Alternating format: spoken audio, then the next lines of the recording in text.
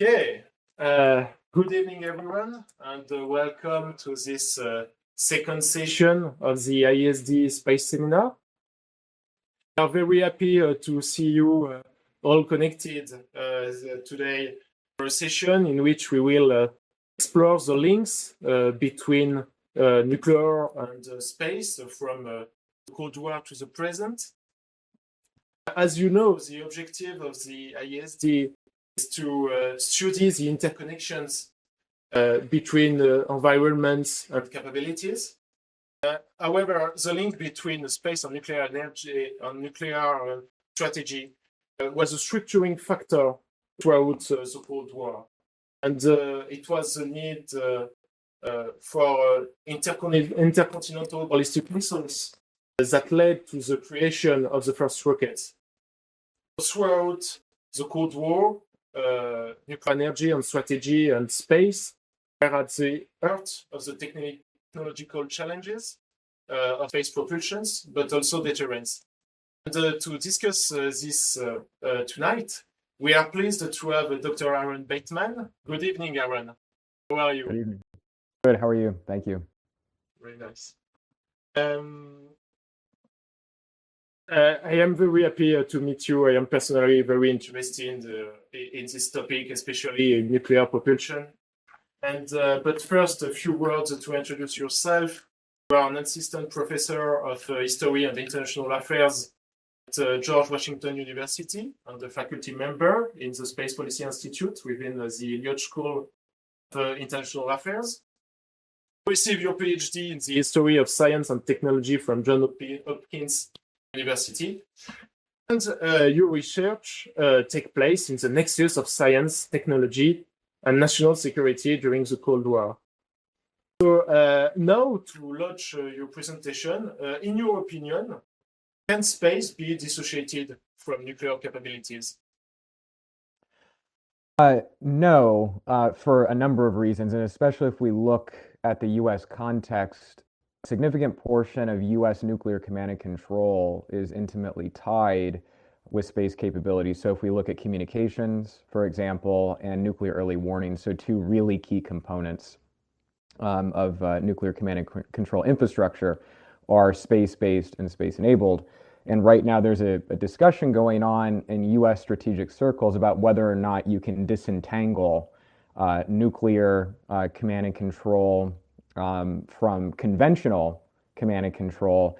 And that would be even especially difficult to do. And being able to convince other countries around the world, for example, the Chinese or the Russians, that the U.S. has indeed fully disentangled these capabilities would be especially difficult. So fundamentally, you can't really disentangle space and nuclear infrastructure. And it's the topic, of course, of your presentation of today. So we are listening to you. Okay. Well, thank you. So today there is significant focus on insecurity in space due to the proliferation of counter space capabilities designed to attack satellites in all orbital regimes. And so if we think about the different orbital regimes in low Earth orbit, up to about 1,200 miles, we have intelligence satellites, communication satellites, satellites used for things like civilian Earth observation. In medium Earth orbit, at about 13,000 miles, we find GPS. And then at just past 22,000 miles is where we find satellites used for communication, nuclear early warning, and intelligence. And we find, based on open source reporting, that various countries around the world are developing capabilities to be able to both kinetically and non-kinetically interfere with satellites, doing a wide variety of national security and civil functions. Multiple countries currently possess systems for kinetically and non-kinetically attacking satellite systems. Non-kinetic attacks include jamming, dazzling satellite optics with lasers, and malware implanted in satellite systems. In this century, India, the United States, China, and Russia have all demonstrated the ability to physically destroy satellites in low Earth orbit. Open source reporting suggests that China probably intends to be able to attack satellites in geosynchronous orbit as well, where especially important U.S. nuclear command and control satellites are located. What I would like to do now is talk about how the United States approached space security during the Cold War, as well as how the situation today is both similar and different. I'd like to stress a few key points. By the early 1970s, US satellites had become critical for intelligence and nuclear command and control. Up until the mid-1970s, the United States took a very cautious attitude towards the development of counter space capabilities, with the goal of not provoking the Soviet Union to act aggressively in space. During the late Cold War, US officials were contemplating a key issue confronting the United States and its allies today: how to better ensure the resiliency and survivability of US space infrastructure. Put together, we have to conclude that space insecurity is not a new issue. What we're really seeing today is a reinvigoration of issues that were left unresolved at the end of the Cold War. If we go back to the beginning of the space age, satellite reconnaissance was really at the center of US space policy. And why was that the case? Well, primarily because the Soviet Union was a denied target from an intelligence standpoint. So the United States had to rely on technical means to look behind the Iron Curtain, especially to learn what kind of nuclear capabilities that the Soviets were developing. After a US U-2 reconnaissance aircraft was shot down in May of 1960, the US government suspended all aerial overflights of the Soviet Union, and therefore satellite reconnaissance became especially urgent. In 1961, the US government established an organization called the National Reconnaissance Office, which during the Cold War and today oversaw the development and operation of US satellite reconnaissance capabilities. And satellite reconnaissance included both photographic reconnaissance, so taking images, and signals intelligence, so gathering signals from space associated with Soviet radars and later communications. Something important to emphasize is that the National Reconnaissance Office was a covert organization until 1992. So for the entirety of the Cold War, the US government did not acknowledge its existence. The reason why it was so secretive is because the US was really concerned, going back to the late 1950s, that the Soviet Union would view satellite reconnaissance as a violation of Soviet sovereignty. And they were worried that formally acknowledging satellite reconnaissance would provoke the Soviet Union to potentially develop the means for attacking American reconnaissance satellites and for interfering with them in a wide variety of situations. So US space policy in this period was really focused on developing an international political framework conducive to conducting reconnaissance from space. And so the US is really trying to legitimize photography from space with the goal of normalizing this kind of activity. So what we can say is that at the beginning of the space age, US space policy is really restrained. It's focused on passive activities like satellite reconnaissance, but not developing things like weapons capabilities designed to attack satellites or putting weapons into space. But in the early 1960s, Nikita Khrushchev publicly mentioned what he called a global rocket. And this really created a lot of anxiety in certain corners of the US defense establishment that the Soviets were going to deploy orbital nuclear weapons. So as a consequence of that, President John F. Kennedy approved a program called Program 437, which was a ground-based nuclear anti-satellite weapon. And in this time period, the US, and the Soviet Union for that matter, did not have really sophisticated electronics that would allow you to develop an anti-satellite weapon that can precisely target satellites. So the US had to rely on basically a high-altitude nuclear detonation, getting that nuclear weapon close enough to its target and then using the radiation to destroy it because it didn't have precise targeting capabilities. The problem with that was that nuclear anti-satellite weapons were not accurate and that the radiation would indiscriminately destroy US satellites in the process. So Program 437 was really viewed as a very limited insurance policy against a Soviet orbital nuclear threat if it ever materialized. When we get later into the 1960s, President Lyndon B. Johnson continued to push back on any Department of Defense proposals for more aggressive space capabilities like satellite inspectors that would be able to potentially maneuver close to a Soviet satellite, inspect it, and in wartime be able to destroy it. So restraint was still largely at the center of the US agenda. Now, when we think about satellite reconnaissance, By the late 1960s, satellite reconnaissance is the largest source of US intelligence on the Soviet Union and also on China, and is especially critical for maintaining awareness about what kind of nuclear capabilities the Soviets are developing. But satellite reconnaissance is not agile. So today we have commercial satellite systems that can take images, and within moments you can have those images right in front of you. In the 1960s and well into the 1970s, US satellite reconnaissance capabilities relied on film return systems. So basically, the images are taken on wet film, they go into a canister, the satellite would release the canister, and they'd return back to Earth, and then you'd have to process the film, and this was a very laborious process. So it's not agile in any way, shape, or form. When President Richard Nixon comes into office in 1969, he approved the development of a new satellite system that used digital imaging technologies. So what this meant was now the US would have the ability to take images and downlink them in near real time, which would provide the United States a much more agile satellite system for monitoring Soviet developments in the military realm, and also for doing things like arms control monitoring. Something else that's taking place in the late 1960s and early 1970s is the US launches something called the Defense Support Program, which is an echelon of satellites out in geosynchronous orbit that are used for nuclear early warning. And this gives the United States the ability to instantaneously detect any Soviet ICBM or submarine launched ballistic missile launches. And this also gives the United States much greater confidence in its warning infrastructure. And simultaneously, the US is deploying satellites in geosynchronous orbit for both conventional and nuclear command and control. So by 1970, if we think about US national security, if we think about the US ability to carry out strategic warning, a lot of it is dependent on satellite infrastructure.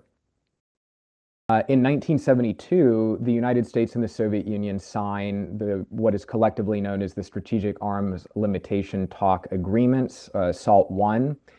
And something that I don't know is well understood is these agreements limiting Soviet and American nuclear and missile defense capabilities would not even have come into existence without satellite reconnaissance. Both the United States and the Soviet Union refused to have on-site inspections of their nuclear facilities, so they had to rely on reconnaissance satellites to verify whether the parties were complying with the terms of the treaty.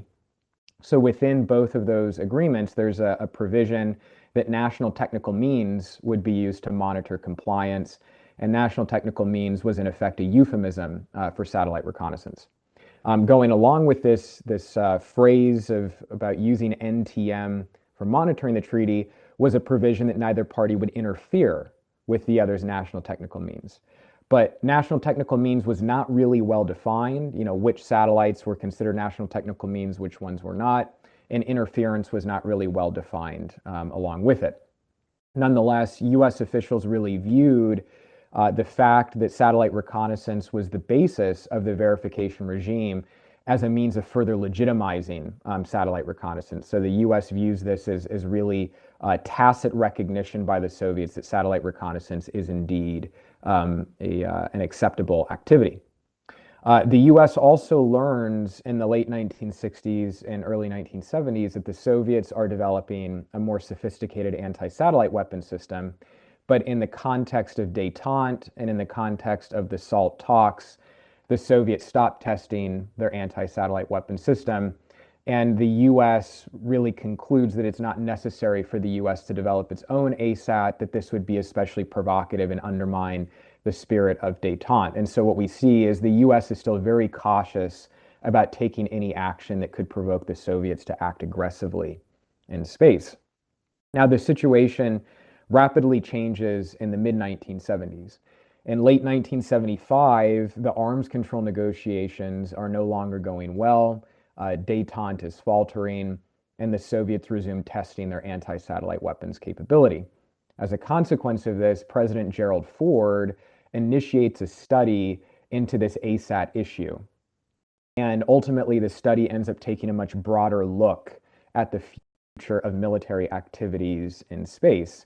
And at the time, the report was highly classified, but in 2014, most of it was released to the public. What we find in that report is that what's really concerning US officials is that there's a tactical shift taking place in the use of space systems. And what I mean by that is that in the 1960s and early 1970s, satellites were primarily strategic capabilities. So again, nuclear command and control, communications, gathering strategic intelligence. But now there's technological evolutions in both the US and the Soviet Union that are allowing both of them to use satellites to directly support combat forces. So now the United States can downlink imagery in near real time to US forces and use that in support of things like precision targeting. The Soviets have satellites that can track naval forces and provide targeting data to anti-ship ballistic missiles. So as a consequence of this tactical shift, the US concludes, or rather President Ford concludes, that he needed to approve a new anti-satellite weapons program to be able to negate Soviet satellites in wartime. That the US in wartime would need to be able to destroy these satellites that were used to support military operations in the land and naval arenas. So Ford approved two ASATs. One was a kinetic kill system, basically designed to fire a missile into space and physically destroy satellites. And the other one was an electronic warfare system to be able to interfere with a satellite's command and control short of physically destroying it. So there was in effect an escalation ladder that was being contemplated, that kinetic kill systems were the most provocative, only be used in wartime. But in the lead up to war or in situations of heightened tension, the US wanted the ability to be able to electronically interfere with satellites short of their physical destruction. Jimmy Carter came into office in 1977. He basically froze this ASAT program. The reason why is he was trying to revive the American-Soviet arms control dialogue. And he viewed an ASAT race as especially destabilizing. And he wanted an ASAT arms control agreement as a part of any SALT II framework with the Soviet Union. In 1978 and 1979, the US and the Soviet Union entered into ASAT talks. And what we find is that they couldn't even agree on a definition of an anti-satellite weapon. And the reason why is that a lot of technologies that are used for missile defense, for example, can also be used as an anti-satellite weapon. So if you have the capability to intercept a ballistic missile outside of Earth's atmosphere, you also could use that capability to destroy a satellite. The Soviets also said that the American space shuttle should be included in any agreement because the space shuttle had a large payload bay, could deploy weapons out of, had a grappling arm that could grab onto satellites. And so the Soviets said because it was an ASAT capable system, it had to be included in any agreement, and the US refused to do that. And so the arms control talks on anti-satellite weapons didn't really go especially well. Something that was contemplated in the late 1970s was discussing whether or not it might be a good idea to have some kind of limits on high altitude anti-satellite weapons that could go out to geosynchronous orbit where nuclear command and control systems were located. But neither the US nor the Soviet Union at this time had systems that were capable of going out to geosynchronous orbit. And so even though the US was thinking about the relationship between security in geosynchronous orbit and nuclear stability, that didn't really come into the talks. And the arms control agreements, or rather the arms control negotiations, came to a halt after the Soviet invasion of Afghanistan in 1979. So no progress was really made on limiting anti-satellite weapons. When Ronald Reagan came into office, he pushes forward with the development of anti-satellite weapons and sees this as a really critical part of US defense buildup. And in 1983, he announced something called the Strategic Defense Initiative, which was a program for land and space-based missile defense. And after he announces this project, the Soviets became really eager to pursue ASAT arms control. The reason why is, again, because anti-satellite weapons and missile defense interceptors are basically the same technologies, the Soviets viewed ASAT arms control as a means of restraining US development of space-based missile defense. But Reagan refused to accept any constraints on US military space technologies. So in stark contrast to prior eras, the United States in the 1980s was prioritizing freedom of action in space, not accepting any boundaries whatsoever. Consequently, the US and the Soviet Union emerged out of the Cold War with substantial nuclear arms reduction treaties, but no new limits on military activities in space. Nevertheless, with the Cold War over, both Moscow and Washington ceased development of anti-satellite weapons because there was no compelling reason, especially from the standpoint of US officials, to keep doing that. Now the Russian Federation was viewed as certainly not an adversarial actor, so there was really no compelling need for space weapons. China was not yet on the horizon as a strategic competitor for the United States. So the current phase in space insecurity largely began in response to US combat actions in the first Gulf War in 1990 and 1991. Due to the successful integration of space capabilities for navigation, communications, and precision targeting with US combat systems, the Chinese began developing counterspace capabilities as a means of leveling the playing field in a conflict with the United States. And in 2007, the United States experienced a space security awakening after Beijing destroyed one of its own satellites in low Earth orbit using an anti-satellite weapon system it had been developing for some time. And since then, in 2019, India used a modified missile defense system to destroy a satellite in low Earth orbit. Russia conducted an ASAT test in 2021 that produced a significant amount of debris. And I should also mention that in 2008, so a year after that initial Chinese test, the US used a modified missile defense interceptor to destroy a satellite in low Earth orbit as well. So we've had significant amount of ASAT-related activity in the 21st century. Now, when we think about what are the differences between the Cold War and today, there are a significant number. One of the biggest differences is what I would call the democratization of space. So now a much larger range of actors have access to the space domain. The number of launchers has increased, the number of countries with launch capabilities. Satellite systems are getting smaller and smaller, which creates more opportunities for launching more payloads into space. We also see the proliferation of counter space capabilities. So as I mentioned, Russia, China, India, and the United States, but also other countries like Israel have alluded to the ability to use their missile defense capabilities in an anti-satellite weapons role if called upon to do so. And as Iran invests more in military space capabilities, that could potentially motivate the Israelis to push for more counter space capabilities as well. Like during the Cold War, US officials today are still grappling with how to make US satellite infrastructure more resilient and more survivable in a wartime situation. So one of the things that's being contemplated is larger constellations. So if we think about how the US has traditionally approached development of satellite systems for command and control, intelligence, early warning, the US has generally prioritized having highly sophisticated satellites that are very expensive and therefore few in number. So a very small number of satellites. What that means is that these satellites are basically big targets in space. So now the US government is looking at much larger constellations, a lot more satellites for things like missile tracking and missile warning, which would create a lot more targets and really a deterrence by denial kind of situation, that it would create a cost-imposing strategy on an adversary that would have to develop a lot of anti-satellite weapons. Another key difference between today and the Cold War is that commercial space systems are much larger in number and contribute to satellite resiliency.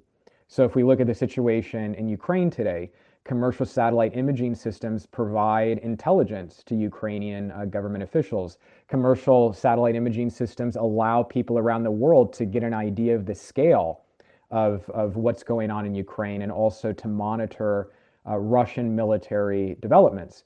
We also see commercial communication systems like Starlink providing a key lifeline to Ukrainian forces. And we know that commercial space systems provide a lot of services to the US government and other governments around the world. So what does that mean? Well, now, because there is this large commercial space market, that increases the resiliency of this space architecture on which the United States depends for a wide variety of national security purposes. But there's also challenges. One of the main challenges being, how do you protect commercial space capabilities from things like electronic attack? So in Ukraine, Russian forces have jammed Starlink, and SpaceX has been successful in mitigating those attacks. The Russians, according to public reports, have also jammed GPS. And so one of the big concerns is, well, how does a government actor ensure the security of commercial partners that are providing critical space services in support of national security functions? So what should we expect moving forward? We see the proliferation of counter space capabilities that can be used to physically attack satellites, and then we also see the proliferation of non-kinetic electronic warfare and cyber tools that can also be used to interfere with satellites. And what I would predict is that space warfare will primarily remain in the non-kinetic electronic warfare and cyber realms, especially as the number of satellites gets larger and larger.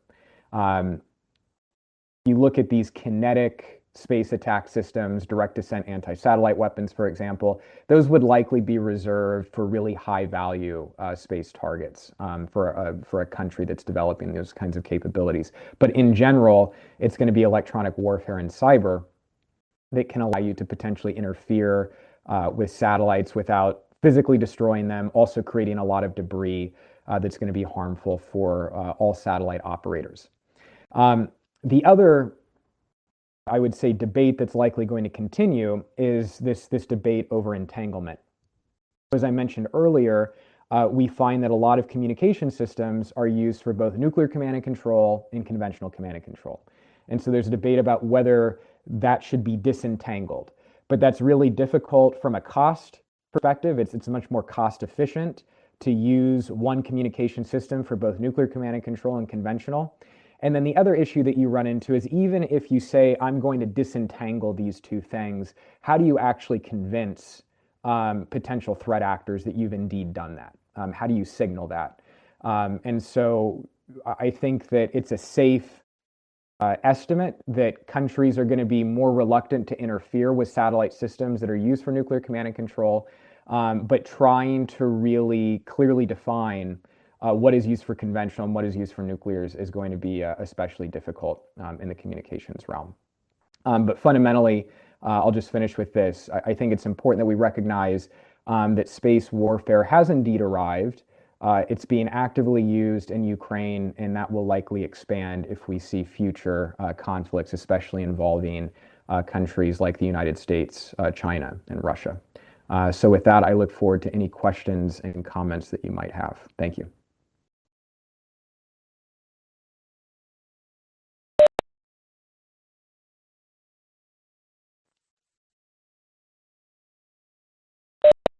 Thank you very much for this very interesting presentation, Doctor.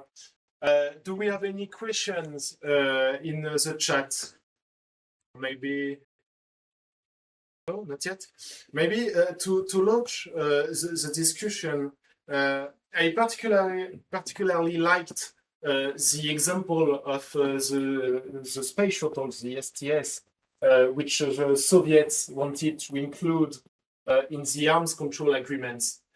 In my opinion, this illustrates as much the difficulties that the Soviets had in discerning the truth of the space shuttle program in the post-Apollo context, as the difficulty of defining what the STS was in concrete terms.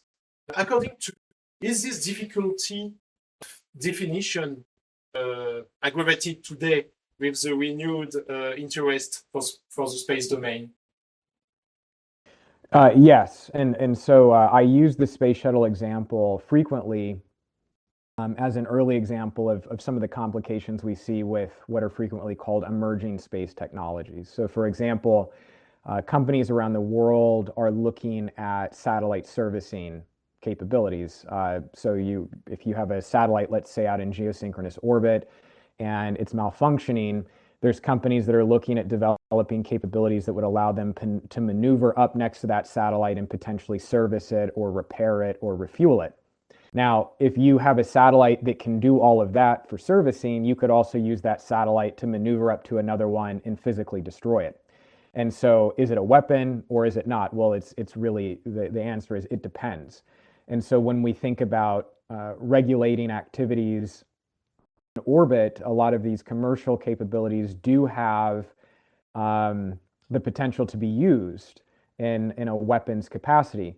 And so with the Soviets and the shuttle, the Soviets were looking at the potential applications of the shuttle. The US government had no plans to use the shuttle in an offensive capacity, but the Soviets saw the potential for that and therefore stressed that there had to be constraints placed on it. So in many ways, this mirrors or presages a lot of the complications we see today concerning dual use space technologies, especially in the commercial realm.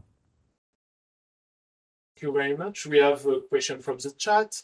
Thank you for this question of Ilan. Can you please explain the liability issues of especially the commercial actors involving or providing services during armed conflicts? Yeah, so this is a really a much bigger topic of discussion now. I mean, not only in the United States, I would also say in Europe as well. This is something that's being frequently discussed among commercial satellite providers. One of the issues that's being looked at is, well, if you are a commercial satellite company, let's say, and you're providing satellite imagery to the government, and then your satellites are attacked, by some kind of threat actor, then how do you get compensated for that? So one of the things that's being considered is, should there be some kind of indemnity or insurance, in effect, coming from the government? Another aspect of this is providing best practices in security policy. So one of the big concerns is information assurance.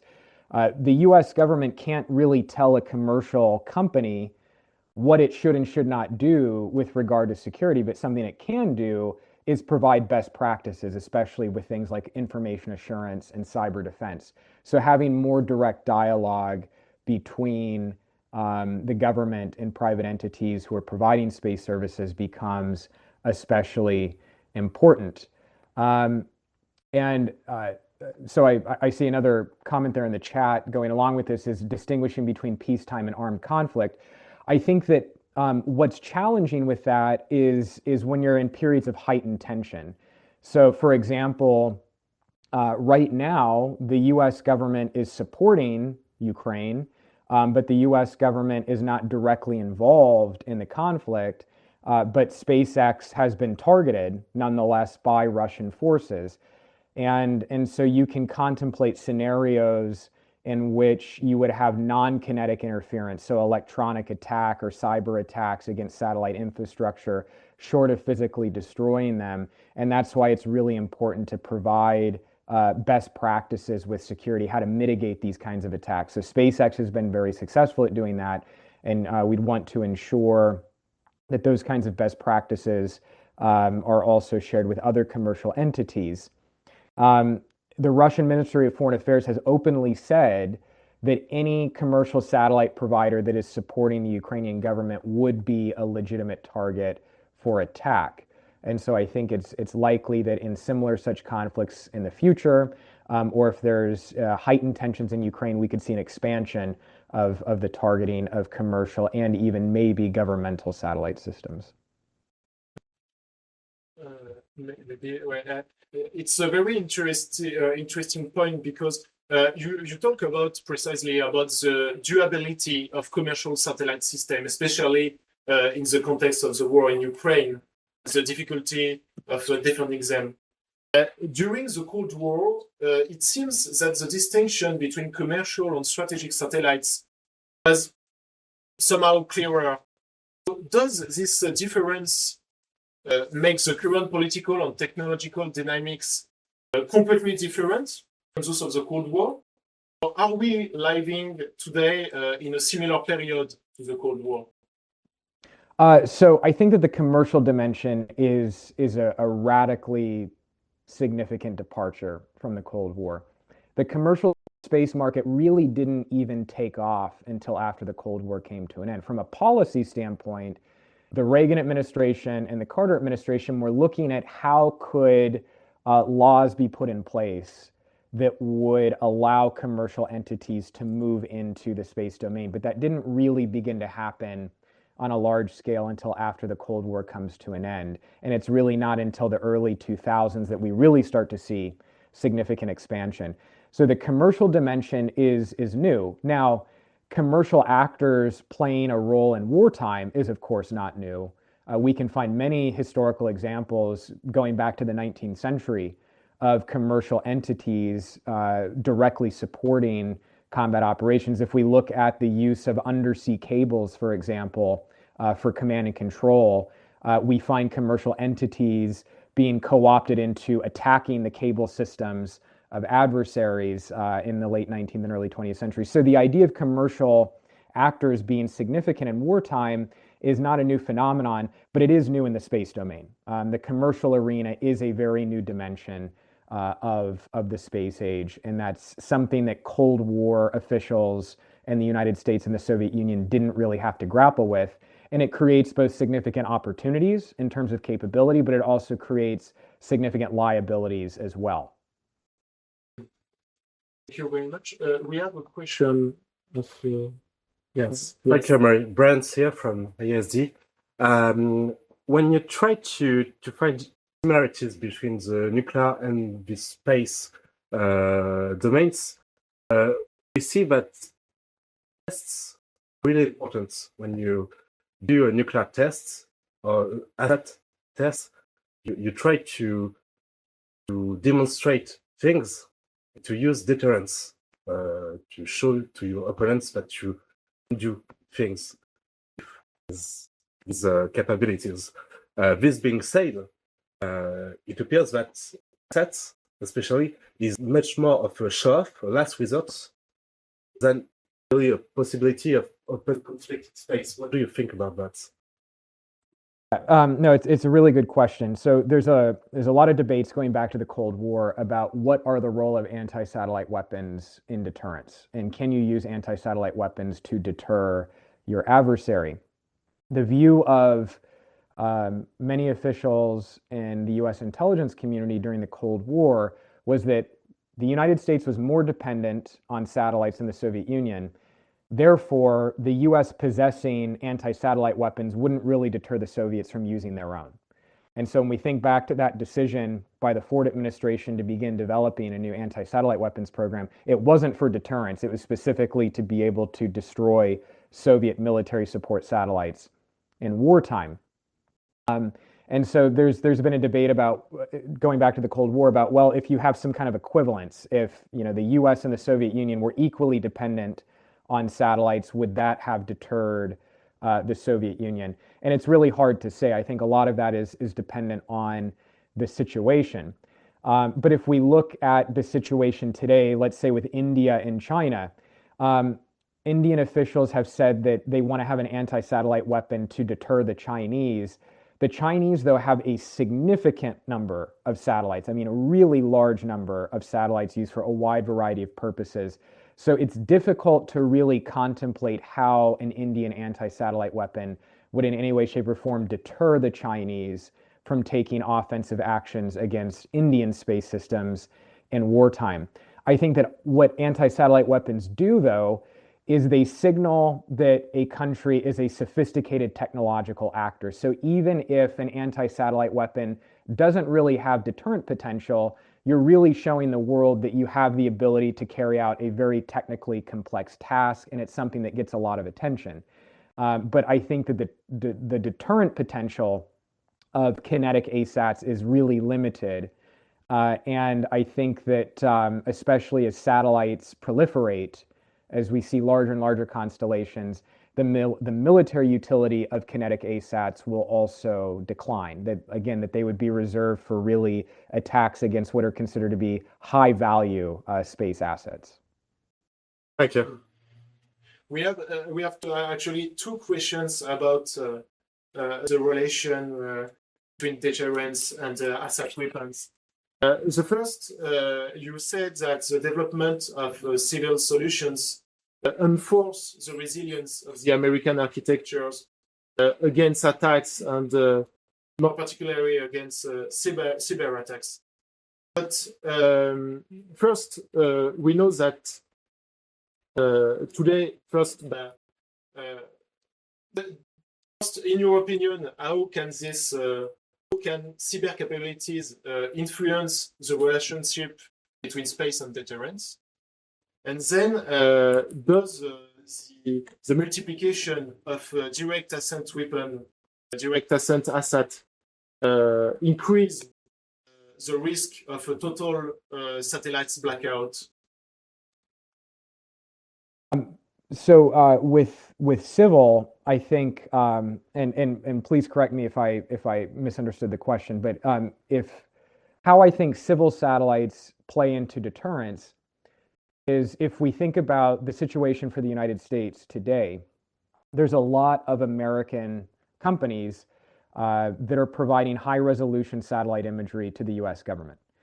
And you can publicly access this high resolution commercial imagery. So if you take, if you look at images by Maxar, for example, that has been releasing a lot of images for what's going on in Ukraine, these are really high resolution capabilities. They're really, really useful if you're thinking about military planning or intelligence gathering. So by having so many commercial imaging satellites that are providing services to the US government, I think that what that does is it contributes to a deterrence by denial situation. That if the US, an adversary could look at this situation and say, well, if we destroy some US satellites that are used for things like intelligence, surveillance, and reconnaissance, you have all of these commercial satellites to then rely on, and there's just so many of them. Anti-satellite weapons are not cheap. Carrying out anti-satellite weapons attacks also generates risk for the attacker because you're creating debris that could then harm your own satellite systems. So I think that one of the main benefits of commercial satellite capabilities is it contributes to a deterrence by denial situation, a deterrence by denial framework. And that's not unique to the United States. I think that's also the case for our European partners and partners in Asia Pacific, that more and more governments are relying on commercial imaging systems. And as those systems grow in numbers, that's only going to further contribute to this deterrence by denial situation. And then regarding a space blackout, you would really have to launch a lot of anti-satellite weapons to have a blackout. I mean, if you think about all the commercial imaging capabilities, I think that a more cost-effective strategy for an adversary is to use things like electronic warfare, potentially dazzling satellite optics, but you would have to have a lot of anti-satellite weapon systems to be able to put a dent in the commercial capabilities that are available. The other issue is that if you think about Starlink, for example, I mean, these are really small satellites. If you look at Planet Labs, I mean, they're shoebox size satellites. So if you have a lot of those proliferated, that's a lot of targets to be able to kinetically attack. And so a space blackout becomes less likely and really, really difficult to achieve. And again, having so many satellites contributes to this deterrence by denial framework. That's my next point. We know today that it's certainly possible to combine cyber and space actions to avoid the debris generation. And in your opinion, how can these cyber capabilities influence the relationship between space and deterrence? Yeah, I think that one of the big concerns is on the information assurance side. So for example, if you have a nuclear early warning satellite and you're experiencing some kind of malfunction, and it appears that some kind of malware has been implanted into the system and that's making the capability malfunction. One of the questions you're going to ask, especially if this is systemic, if this is taking place across the entire constellation, and this is actually impacting your ability to do nuclear early warning, well, you're going to wonder, is this some kind of prelude to an attack, especially if this is times of heightened tension? So one of the concerns is, well, if you do have the ability to interfere with cyber capabilities, one, you might be able to detect that there's a problem in your system, but like with any cyber intrusion, it might be difficult to attribute where that's coming from. And if you can't attribute where it's coming from, it might be difficult to come up with a response. You don't know if this is coming from a state actor who might be using this as a pretext for a nuclear strike, trying to blind you before the strike takes place. You don't know if it's from a non-state actor. So this is really why information assurance is such a critical aspect of space security. The space cyber nexus is really, really important. And you really can't separate cyber and space security. And so especially for any kind of systems that are used for nuclear command and control, it's especially important to have adequate safeguards in place so that you can rapidly respond. You can hopefully attribute. But I think that there's also a general sense that state actors would be unlikely to non-kinetically interfere with nuclear command and control because that would be viewed as especially escalatory. Maybe we have some other questions around the table or the chat. I have one question. Yes. I would like to know what is your opinion about this democratization of space and its impact on nuclear arms control and mostly the verification purposes of space next years, for example? The verification standpoint, democratization of space, I think, is actually a very good thing. And the reason why is that if you look back at arms control during the Cold War and even immediately after the Cold War comes to an end, a lot of the technical resources that are used to monitor arms control compliance are covert capabilities. So if we think about satellite reconnaissance during the Cold War, especially moving into the last stage of the Cold War, the US openly acknowledges that it's using satellites for arms control verification. But what do you do if you actually detect a violation? If the US detected a Soviet violation in satellite imagery and then went to the Soviet Union and said, hey, you're violating INF treaty, well, the Soviets would say, well, give us the data so we can see what you're talking about. Well, the US wasn't going to share that data with the Soviet Union because these are highly classified satellite systems. So today, with commercial imaging, you don't really have the same problems with secrecy. You and I right now, we can go purchase high resolution satellite imagery taken over Russia or China and many other regions. Now, that doesn't mean that we're in a situation of perfect transparency because we're not. You can still hide things. There's many countries that have fairly sophisticated deception and denial techniques for hiding things from satellite imaging systems, but it's becoming much harder to do that. And now we not only have optical satellites on the commercial market, we have radar satellites that can see at night and can see in adverse weather. So as those capabilities become more sophisticated in the commercial market, it really buttresses any arms control verification regime, that now you have a lot more sensors to turn to monitor compliance, to potentially detect violations, and then be able to share that data with other parties. Thank you. Let's remember your 2022 article. Reading one understands that surveillance satellites have an important stabilizing power in deterrence relations, especially as they provide part of the arm control. However, the emergence of anti-satellite weapons has upset this balance. Can you tell us more about this and whether today's weaponization of space continues to have this destabilizing power? During the Cold War, when the US and the Soviet Union were developing anti-satellite weapons, I think it's important to note that they've never actually been used to physically attack. No country has ever physically attacked another country's satellite systems. So the existence of anti-satellite weapons, just like the existence of nuclear weapons, in no way, shape, or form said anything about the intent to use them. Anti-satellite weapons would have only been used in really extreme circumstances during the Cold War. So from a US standpoint, when we look at declassified documents, we find that US officials only contemplated their use in an actual war with the Soviet Union. And it's pretty similar situation from the standpoint of Soviet officials, that the Soviets were not going to use anti-satellite weapons outside of wartime conditions. So I don't think that the existence of satellites, of anti-satellite weapons threatened that regime that was in place.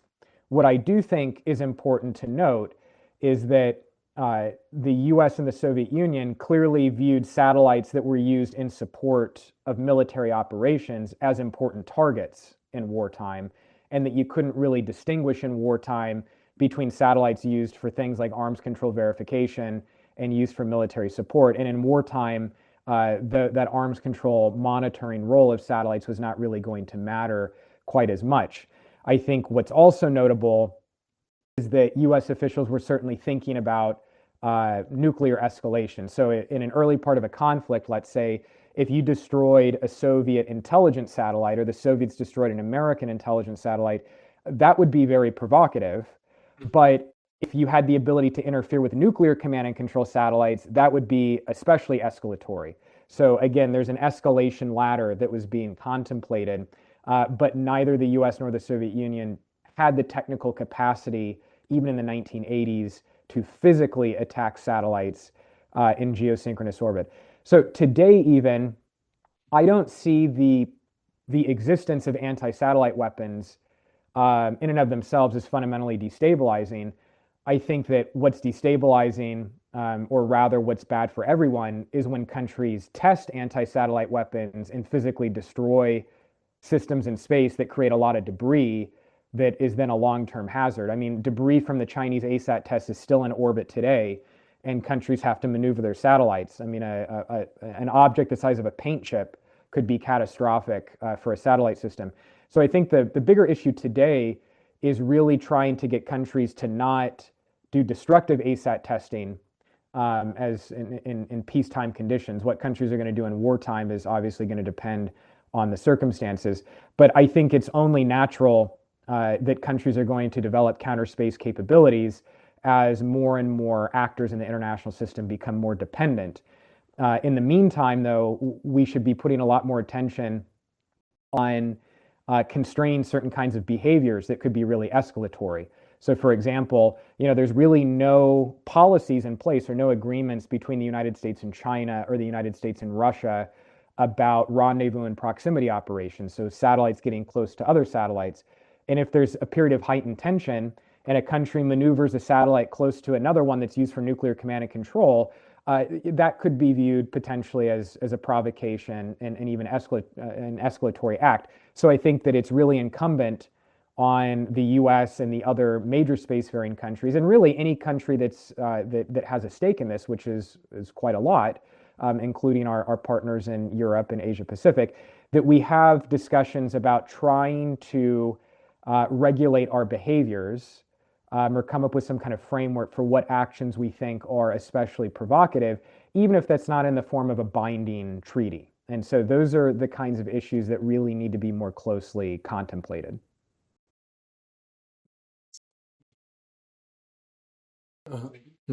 I have one more question. In your article, you mentioned that the British and French governments were very concerned about the SDI in the 80s. Could you please develop more about this topic, please? Yes, yeah. So the main reason why the British and French were so concerned about SDI is, as the only nuclear powers in Western Europe, they were worried that if the US deployed space-based missile defense, the Soviets would then deploy space-based missile defense, and that would make their nuclear deterrence less credible because they had relatively small nuclear deterrence as compared to the US and the Soviet Union. Both Britain and France were really worried that a large missile defense buildup would undermine the credibility of their nuclear capabilities. which is one of the reasons why both Britain and France were very supportive of the 1972 ABM Treaty, which limited the number of missile defense capabilities of both the US and the Soviet Union. And Britain and France, or I should say there were officials in the British and French governments that were very concerned when the US pulled out of the ABM Treaty in 2002 for that same reason. So from the standpoint of British and French officials, a buildup of missile defense in space would have a really negative impact on their nuclear capabilities. Now, after the Cold War came to an end, the US decided not to move forward with deploying space-based interceptors, and rather the US maintains a smaller number of ground-based mid-course interceptors for missile defense. But missile defense is still, I would say, national missile defense or strategic missile defense as compared to theater level is still a hot button issue, not only in the US, but also among US European allies. Okay, thank you. We have a question from the chat. What about space-based interceptors? Won't it become more and more essential with the development of hypersonic and maneuvering aerospace weapons?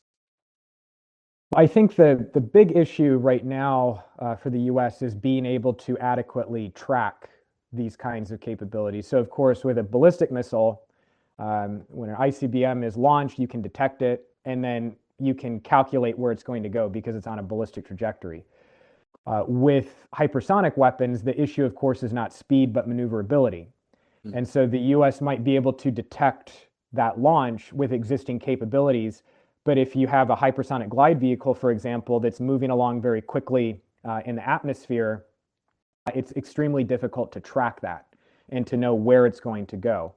And if you can't track it, you can't defeat it. So before there's really any discussion about how you're going to defeat these capabilities, there needs to be a better architecture in place to not only detect, but to track, which is why the US Space Development Agency, working in concert with the Missile Defense Agency, is now looking at a much larger constellation of satellites in low Earth orbit to be able to track these more advanced missile threats.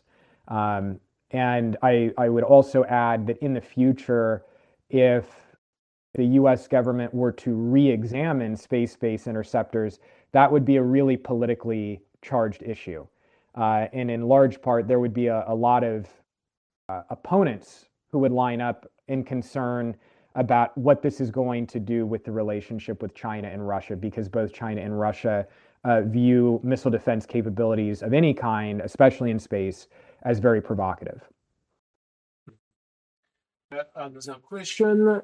Do you think that actors like Elon Musk could bring this field into the global economy and feed every country that would want some devices to develop their own space weapons? Which response would have the US?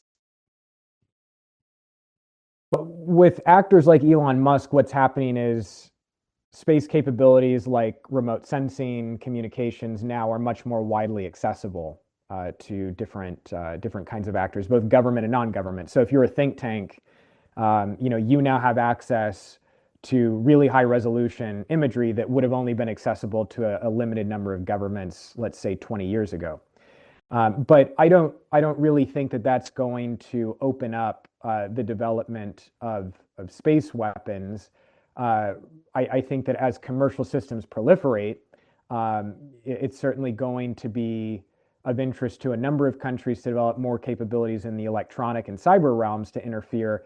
But access to things like remote sensing and communications isn't necessarily going to directly lead to the proliferation of counter space capabilities. Counter space capabilities, especially physical ones for physically destroying satellites, are still very technically complex to develop and hard to do.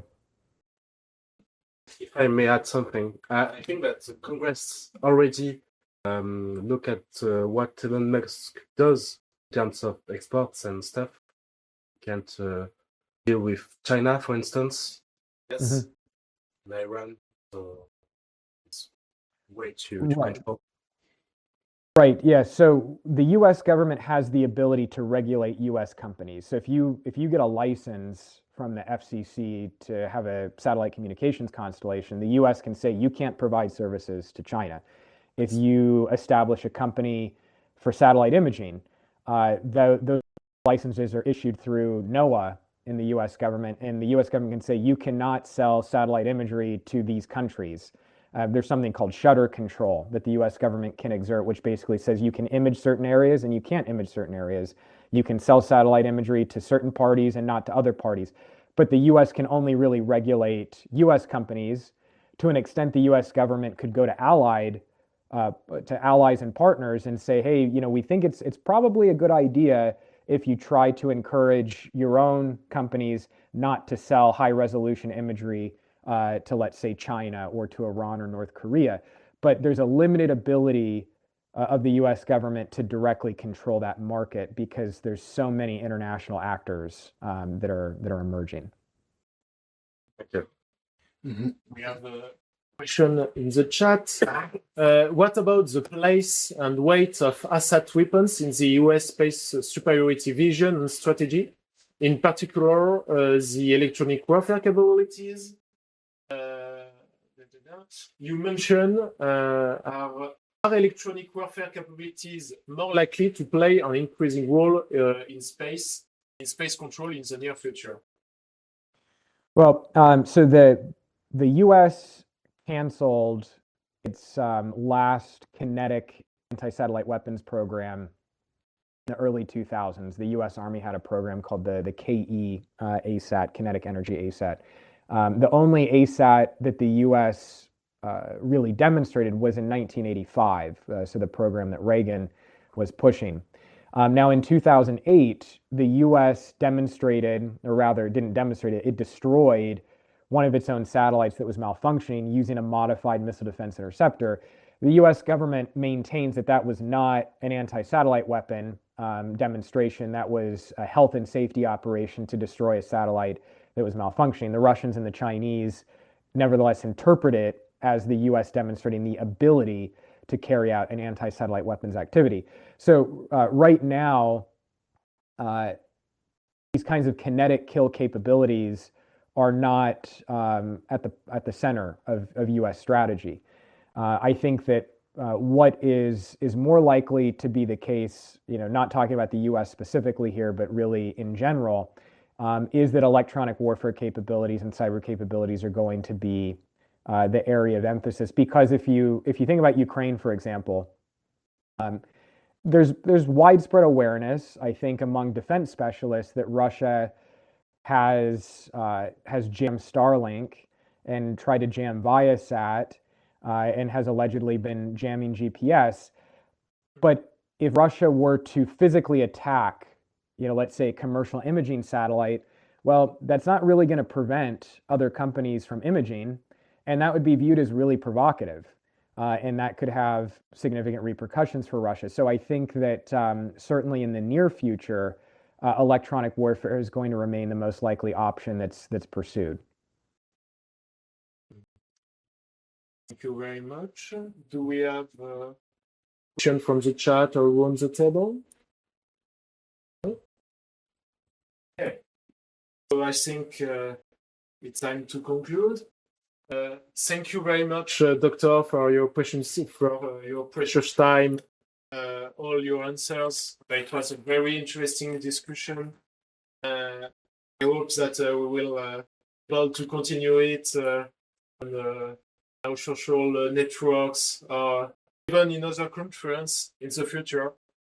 Thank you very much to all our viewers. This session will be in replay on our YouTube channel, so don't hesitate to follow us on our social networks. Thank you very much all, and have a good evening. Thank you so much. Thank you. Bye. Bye. Bye-bye.